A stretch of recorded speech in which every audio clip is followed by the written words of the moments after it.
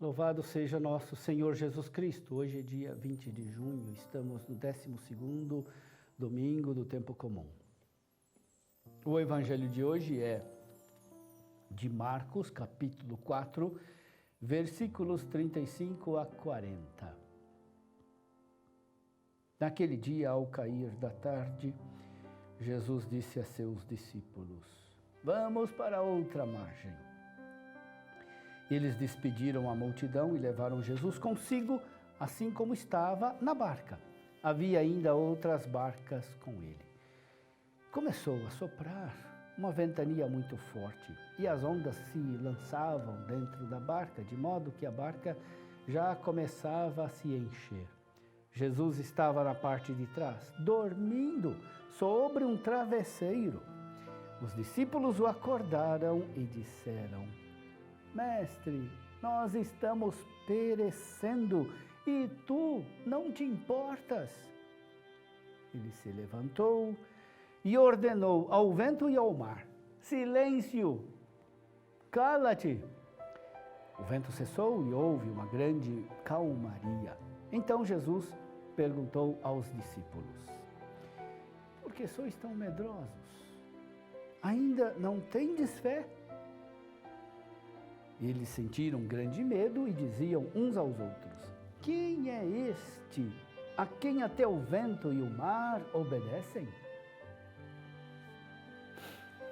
Meu irmão, minha irmã, a comunidade cristã dos evangelistas era uma comunidade duramente perseguida. Os cristãos do tempo do evangelista Marcos experimentavam cotidianamente a insegurança de viver como cristãos, perseguidos por causa da fé em Cristo, proibidos de prestar culto publicamente, obrigados à vida marginal. Os fiéis da igreja deviam experimentar grande consolo e confiança toda vez que ouviam as palavras de Jesus: "Silêncio, cala-te." É possível também que houvesse alguns que se sentissem envergonhados por terem tanto medo da perseguição e das provações. "Por que sois tão medrosos?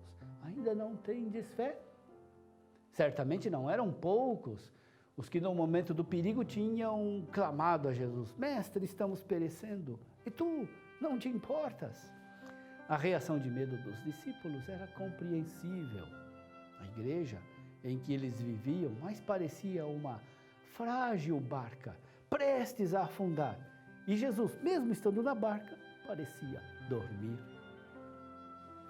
Essa mensagem de confiança não perdeu nada de sua força consoladora e ressoa também para nós como encorajamento em meio às provações e também como reprovação do nosso medo, do nosso pânico. Como no tempo do evangelista Marcos, a igreja hoje está sendo açoitada pelo vento da contradição e da prova. Por sermos cristãos, somos acusados, justa e injustamente. Como no tempo do evangelista Marcos, as ondas do mar em tempestade se precipitam sobre a igreja. Há discussões, intrigas, fora e também dentro da igreja. Os sinais são o de que a igreja está com seus dias contados e perto do naufrágio. De novo, o Senhor nos repete o que disse aos discípulos na barca: "Por que sois tão medrosos? Ainda não tendes fé?" O mestre parece dormir na barca em que a gente está, mas é ele que carrega a barca. Alguns dão por certo o fim da igreja e que a fé será liquidada em breve. Mas isso também não é novo, sempre houve, em todos os períodos da história, os que decretaram o fim da igreja. E, no entanto, a igreja continuou, apesar de sermos tão desajeitados e desorientados. Sinal de que a igreja é guiada e conduzida não por nós, mas pelo Senhor, mesmo que pareça adormecido. O evangelho de hoje, porém, não está dirigido aos de fora, mas a nós que somos medrosos e pessoas de pouca fé. O episódio da tempestade acalmada é narrado para nós, que olhamos mais as ondas que nos ameaçam do que para o Senhor que está na barca da igreja. Outra coisa importante a ser levada em consideração é que as tempestades mais perigosas não são as que sobrevêm contra a igreja, mas as tempestades que estão dentro da igreja, dentro do nosso coração. As tentações, os desânimos, as revoltas. Essas tempestades interiores são muito mais destrutivas e perigosas. Por isso precisamos despertar Jesus, que está como que adormecido em nosso coração. Dizer a Ele: Mestre, estamos perecendo, tu não te importas. É necessário despertar Jesus, que dorme, procurando-o na oração, na prática da caridade, na vida cristã. O mar imenso e profundo, com sua calma e também com suas tempestades, é na Bíblia a criatura que melhor se presta a medir a grandeza e o poder imensos de Deus.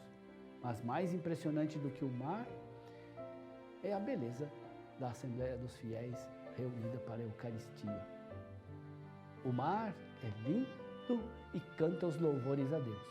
Mas quanto mais linda é a Assembleia dos Fiéis, na qual o sussurro misturado das vozes é semelhante às ondas que se quebram na praia. Uma só voz de homens, mulheres, crianças se eleva em meio às orações que elevamos a Deus.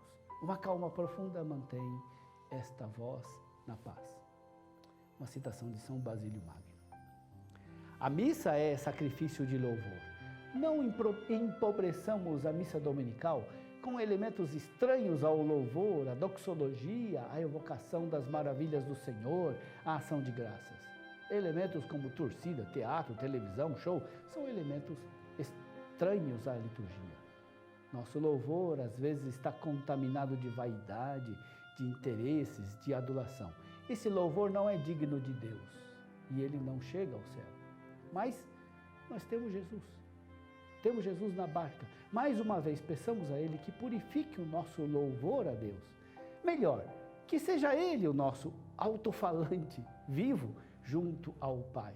Que nosso louvor chegue ao Pai por Cristo, em Cristo, com Cristo. Seja transportado pelo sopro poderoso do Espírito Santo.